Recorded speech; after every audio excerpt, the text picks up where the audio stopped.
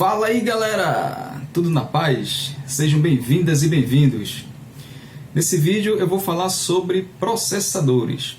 O conteúdo é um pouco extenso, então esse material ficou dividido em 3 vídeos.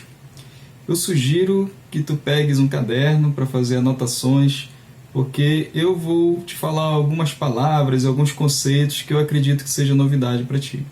Beleza? Eu sugiro também que você reveja esse vídeo para que o conhecimento fique mais solidificado na sua mente. Tranquilo? Vamos lá?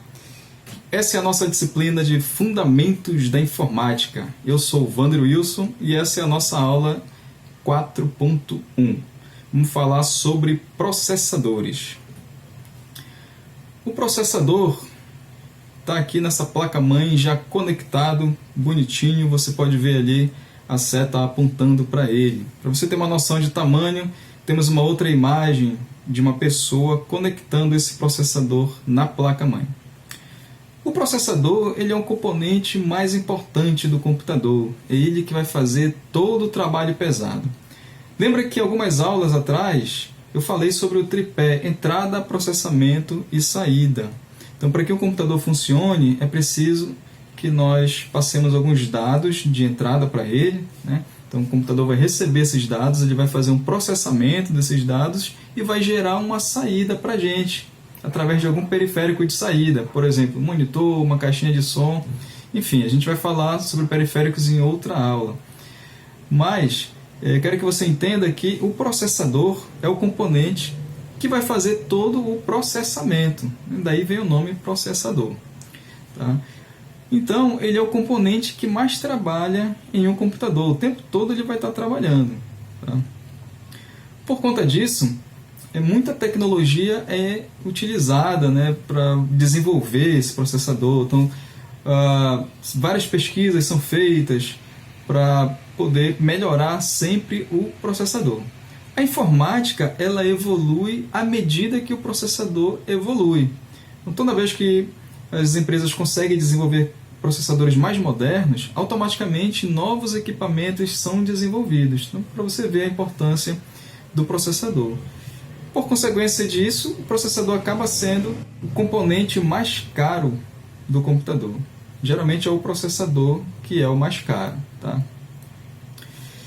Vamos entender então como é que funciona esse processador. Lembrando que essa disciplina está focada em computadores do tipo desktop, tá? Ou seja, computadores do tipo pessoal. Apesar de que grande parte desse conhecimento que a gente vai trabalhar aqui, ele pode ser aplicado também em outros tipos de computadores. Mas todos os nossos exemplos eles estão direcionados ao computador do tipo pessoal. Então olha só, aqui nós temos 2 processadores. Esse processador da esquerda, perceba que ele tem pinos. E o processador da direita possui alguns círculos. Esses pinos e esses círculos é que vão fazer contato com a placa-mãe. Esse contato é feito através de um componente chamado socket. O processador da esquerda é conectado a socket do tipo Pin Grid Array, ou PGA. É mais comum a gente falar pela sigla, PGA. Nós temos aqui uma imagem de um socket desse tipo. Perceba que esse socket ele possui alguns furos, e é exatamente nesses furos que o processador vai ser conectado. O processador da direita ele precisa ser conectado em socket do tipo Land Grid Array, ou LGA. Novamente é mais comum a gente falar a sigla. E aqui nós temos um socket do tipo LGA. Perceba que esse socket ele possui alguns pinos, justamente porque o processador ele possui esses círculos. Então, esses pinos vão fazer contato com esses círculos. Em um mesmo socket, nós podemos conectar mais de um processador. Então, existe um grupo de processadores que são conectados a um determinado modelo de socket. Tá? Mas um processador ele só pode ser conectado a um tipo de socket. Tá? A um determinado modelo de socket. Eu não posso conectar um processador em outro modelo de socket. Tá? Agora, o mesmo socket ele pode receber vários tipos de processadores. Uma placa-mãe, ela só possui um socket. Lembra que a gente está falando de computadores desktops, tá? Então, esses computadores, eles só possuem um socket.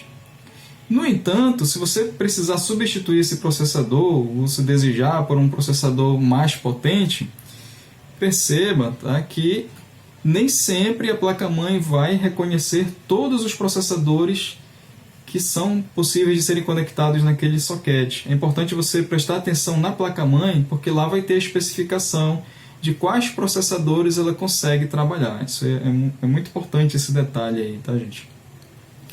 Existem duas grandes empresas no mundo que produzem, né, que desenvolvem esses processadores. Uma delas é a AMD e a outra é a Intel.